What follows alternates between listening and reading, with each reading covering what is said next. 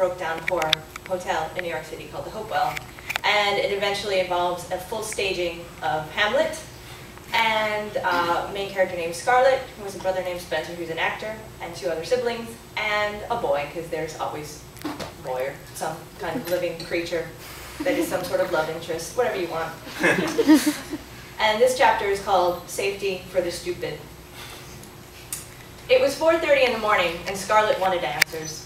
Unfortunately, 4:30 in the morning questions are often of a very different nature than, say, 3:20 in the afternoon questions. At 3:20 in the afternoon, the questions you might be asking yourself are, what's for dinner? Or, I wonder if that button on my cell phone is stuck or completely broken, and if I keep pressing it, will it fix itself or will it fall off? You can wave those questions off with a swing of the hand, because they scare easy. The questions that creep around at 4:30 in the morning are not the kind that can be easily dismissed. You can beat them with a shovel and they'll just keep getting back up. What are you gonna do with your life, they demand, pulling themselves from the ground with no visible damage. Who are you, really? Hamlet was big on questions. To be or not to be, he asked peevishly. That is the question. Whether 'tis nobler in the mind to suffer the slings and hours of outrageous fortune, or take arms against a sea of troubles, and by opposing end them. In other words, should I just give up? What's the point? Life is rough. Is it easier just not to bother? Lay here and do nothing? Curl up and die? Scarlett Martin knew the whole whiny speech because she had seen the show every single day for the last 4 weeks, plus rehearsals. It's hard to miss a show when it's in your dining room. The questions Scarlett was asking herself at the moment weren't quite that dramatic. They weren't even that specific. What was going through in her head was sort of vibration with a questiony flavor, a general, what the hell is going on? She lay on the 12-foot wide main stage platform, her feet propped up on a unicycle ramp. A sheer purple curtain dangled just inches above her forehead. Higher up, purple and silver banners and drapes hung from the set walls, and beyond that, lanterns were suspended from the ceiling. Around her, theatrical lights were attached to freestanding poles, and 100 empty chairs pointed in her direction, an audience of no one. This was the skeleton of the show, stripped bare of fresh and life. The show had been closed for 2 days, and for those 2 nights, Scarlett hadn't really slept.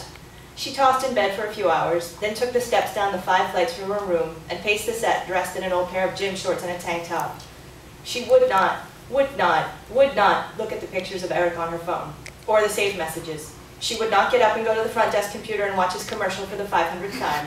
She would do none of these things because it was over. Probably. Most likely.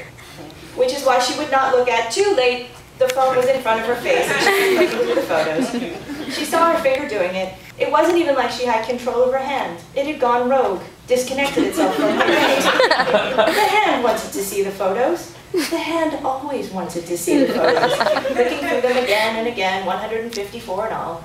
Some were action shots from the show. Some were pictures she snapped in quiet when Eric wasn't looking. She had gotten very good at doing that. This was a minor point of pride for Scarlett. If you're going to be a stalker, you really should be good at it. The shame of failure was too great. Ideally, a good stalker could perhaps gain future employment as a spy. Fight crime, go undercover, save the world. Yes, that's what the world needed. Someone good with a camera phone, someone prepared to spend 5 hours online looking at the same video clip, someone who really knew how to read into a Facebook status message. Surely, these would all be very desirable skills should the perpetrators of terror ever really get into social networking.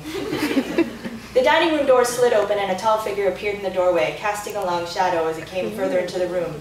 Scarlett sat up abruptly, startling the person and causing him to yelp and almost crash into a chair. Sorry, she said, didn't mean to startle you. God, what, Scarlett? Spencer was always the first awake at the hotel, dressed in his uniform white dress shirt, black pants, and black tie. Unlike the Hopewell, staff at the Waldorf Astoria had to get dressed up for work. Also, the Waldorf Astoria had staff. This was another major difference. Spencer worked the breakfast shift there and always worked at an unreasonable hour. Why are you up? He said, sitting on the edge of the platform. Just the heat, she said. Our air conditioners broke again. That was true. Her room on the 5th floor was baking, but it had nothing to do with why she was awake, and Spencer seemed to know that. He looked at the phone grasped in her hand. Expecting a call? He said, nodding at it. It's nothing, she said. Yeah, he mumbled, rubbing his face tiredly. I hope so. Come on, since you're up, I need your help. He pulled a few script pages out of his back pocket and handed them to her. This, he said, is killing me. The audition's at 1. I have no idea what I'm doing. Help me think of something. Read the highlighted part. Man holds 2 ends of a seatbelt in his hands, Scarlett read. He is unable to figure out how they click together. He tries several times. He puts up his hand for help from the flight attendant. Seems pretty easy. Seems easy is impossible. Sorry, I have to skip. What does he do? He does something. I'm skipping. Oh my god. He takes off his belt from around his waist and holds it up for examination. This is a seatbelt, he said, and I am the guy who can't figure it out. What is my problem? Look, he looped the belt around himself and jabbed at the buckle. Seatbelts are just insert and click. That's it. How do you place someone who can't figure that out? Why do they even have safety videos on planes? If I flew, Scarlett said, maybe I could tell you. What is this for anyway? Air stupid? I know, this is my problem. I don't know how to play someone who doesn't know how to fasten a seatbelt without acting like an idiot. But the airline won't want the person in the video to seem stupid because I'm supposed to be playing their typical customer. So I have to be stupid without looking stupid. I can do looking stupid. Looking stupid is easy, but this is harder than Shakespeare. People get Oscars for playing the kind of guy who can't fasten the seatbelt. It's a well-known fact. Do they give Oscars for people in safety videos? They should, he said. God, this is going to be another day of the sock. It had been 4 weeks since the day of the sock, and there was no sign that Spencer was getting over it. A casting agent had come to see Hamlet on its first night. Spencer had impressed him with his skills, fighting, fake falling, running into walls. The casting agent brought him in to audition for a washing machine commercial in which he was asked to play a sock stuck in a large, oversized fake dryer.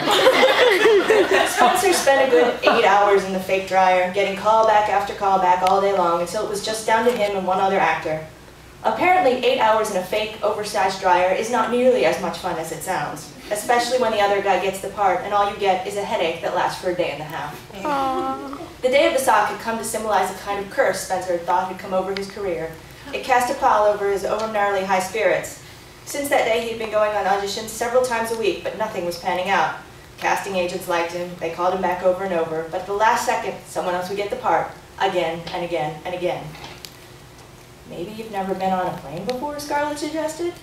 I've only flown twice, and even I could master the seatbelt. Anyone can work a seatbelt. A seatbelt practically fastens itself. He slumped down a bit, resting his elbows on his knees and running his hand through his hair.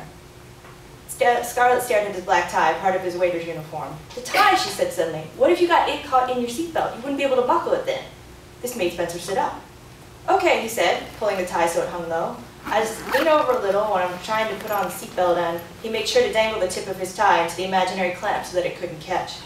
Oh no, I can't figure out my seatbelt! He increased his struggle and began doing a very good simulation of choking himself with a belt clamp tie. He somehow managed to make it look like he had tightened it around his neck, and he gagged and choked and pulled himself all the way down to the floor until he was by Scarlett's feet. How's that? He asked, opening his eyes from his death pose.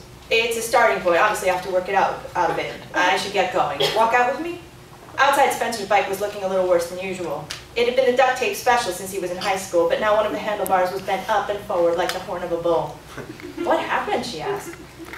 Oh yeah, he said, unlocking it. A little present from yesterday. I went to pick up some new copies of my headshot, and when I came out, this is what it looked like. The whole frame is messed up. Someone must have gotten it with a car.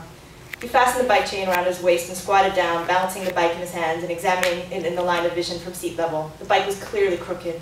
He rolled it along as they walked down the sidewalk. It kept pulling in Scarlett's direction, sometimes nudging her, and he would drag it back. Can you really ride that? She asked. I don't have much choice. It's mostly okay, except it always wants to go left now, and I have to steer right really hard to keep it straight. It's really bad in traffic. There's about a dozen ways to die on that thing. Spencer stopped and looked at her like she was a genius. A dozen ways to die, he said. That's it. What? I'm going to strangle this guy in a few different ways besides the tie. I'm going to make everything dangerous. Like when the oxygen mask drops down, I'll strangle him on the cord. I can do the same thing with the inflatable life preserver.